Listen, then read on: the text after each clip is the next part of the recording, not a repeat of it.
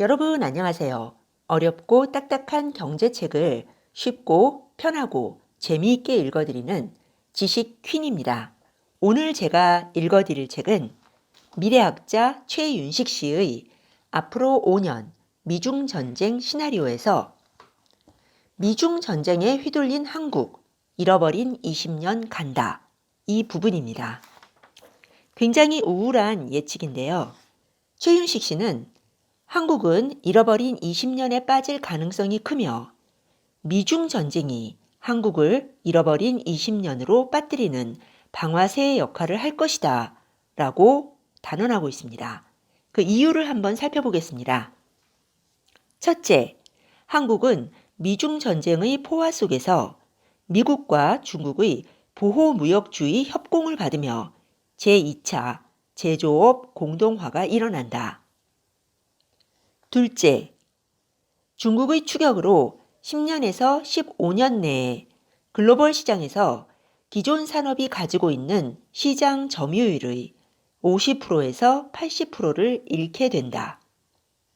셋째, 북미 간의 극적인 핵 군축 회담 이후에 김정은에게 30년 장기 집권 가능성이 열리면서 한국은 추가적 성장 동력 확보 시기가 늦춰질 것이다. 넷째, 브렉시트, 트럼프의 정책 변화 등으로 인해 지연된 부동산 가격 정상화가 2020년 이후 본격적으로 시작된다. 다섯째, 저출산, 고령화, OECD 국가 중 가장 빠른 조기 은퇴와 준비되지 않은 평균 수명 100세 시대, 생산 가능 연령 인구 감소 시작과 경직된 노동시장 구조로 인해 20년 동안 저성장을 벗어날 출구를 찾기 힘들 것이다. 그리고 최윤식 씨는 여기서 한국을 잃어버린 20년으로 빠뜨리는 또 하나의 원인으로 현 정부가 들고 나온 소득주도 성장 정책의 실패 가능성을 들고 있습니다. 생산 가능 인구가 감소하고 자본이 과잉된 그런 상황이 겹친 상태에서 현 정부가 들고 나온 소득주도 성장 정책이 실패하면 잃어버린 20년은 거의 확실한 미래로 굳어질 것이라는 것이죠. 문재인 정부 경제 정책의 핵심인 소득주도 성장론은 최저임금 인상, 노동시간 단축, 비정규직의 정규직 전환을 통해 근로자의 임금 소득을 향상시킴으로써 경제 발전에 물꼬를 튼다는 전략입니다.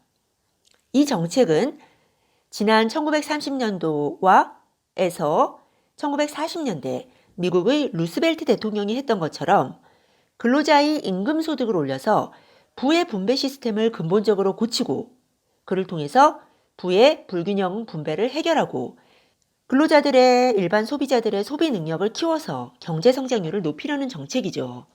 최윤식 씨도 이 정책에 나름의 명확한 논리적 근거가 있다고 이야기를 합니다. 현재 내수 시장을 떠받치는 한국 국민은 대부분 임금 수입에 전적으로 의존합니다.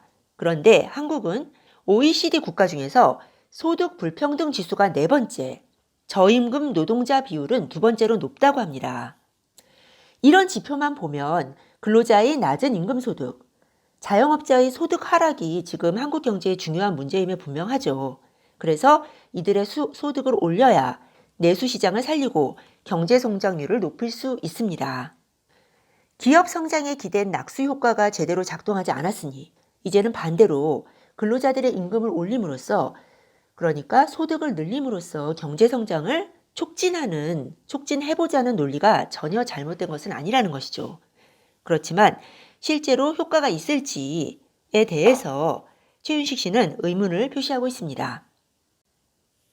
이 부분을 조금 읽어드릴게요. 1990년대 이후 한국 경제는 대기업 위주의 시스템으로 굳어졌다. 한국 대기업은 기업 전체 매출의 36%, 순이익의 67%를 차지하지만 고용은 7.6%에 불과하다. 100대 기업으로 좁히면 전체 매출의 29%, 순이익은 60%를 차지하지만 고용은 4%에 불과하다. 한국 경제에서 차지하는 비중을 고려할 때 대기업이 사내 유보금을 쌓아놓고 투자와 고용을 늘리지 않는다는 비판도 일리가 있으며 대기업이 더 노력해야 한다는 점은 분명하다. 그러나 대기업이 직면하고 있는 미래 상황이 달라졌다는 점도 인정해 주어야 대안을 찾을 수 있다. 최윤식 씨는 이렇게 예측을 합니다. 앞으로 10년에서 15년 이내에 거의 모든 대기업이 기존 산업에서 지금 점유하고 있는 글로벌 시장의 50에서 80%를 중국에게 빼앗기고 한국 내수 시장의 급격한 위축에 시달리면서 절반이 무너질 수 있다. 이렇게 보고 있습니다. 대기업이 무너지면 중소기업의 상당수도 생존 위기에 내몰립니다. 이런 상황에서 일방적으로 소득 주도 성장 정책을 밀어붙이면 단기적으로는 효과가 나타나겠지만 중장기적으로는 문제가 더 심각해질 수 있다는 것이죠. 소득 주도 성장 정책의 모델로 삼은 루스벨트 대통령의 정책이 부의 불평등을 개선하고 소비 능력을 확충하는 효과를 거둔 것은 단순히 소득만 올려서 이룬 것은 아니라고 합니다. 미국은 1890년에 반독점법인 셔먼법을 제정하고 1914년에는 반독점 행위에 대해 민사적인 손해배상을 인정한 크레이튼법을 만들어 기업의 독주를 막았다고 합니다. 동시에 연방무역위원회법을 제정해서 불공정한 무역 관행에서 미국 기업을 보호하는 정책도 실시했던 것이죠. 그 당시에 미국의 루스벨트는 이런 기반 위에서 일을 시작했기 때문에 정책을 성공으로 이끌 수 있었다고 합니다. 또한 당시 미국에서 부의 불균등 분배를 고치는 정책이 성공한 데는 시장 환경도 중요하게 작용했다고 합니다. 1940년도에서 1950년대는 이미 경제 환경이 최악의 상황을 벗어나고 있었고 전쟁에 의한 수요 증가에서 시작해서 기술 혁신으로 인한 생산성의 획기적인 향상, 그리고 새로운 제품과 서비스의 개발에 의한 시장의 확장이라는 것이 뒷받침되었다고 합니다. 하지만 한국은 이미 시스템 혁신의 시기를 많이 흘려보냈기 때문에 앞으로 한 발만 삐끗하면 일본처럼 잃어버린 20년이라는 늪으로 추락한다는 것이 최윤식 씨의 예측입니다. 더 큰 위기를 막으려면 미국이나 독일처럼 노사정이 한국 경제의 미래에 대한 큰 구상에 합의하고 일관된 원칙을 세워서 시스템을 혁신해 나가야 한다고 합니다. 이것을 해보고 안 되면 다시 새로운 정책으로 바꿔볼 시간적 여유가 없다는 것이죠. 그렇다고 한쪽 손만 높게 들어주는 정치적인 고려가 작용하면 안 된다는 겁니다.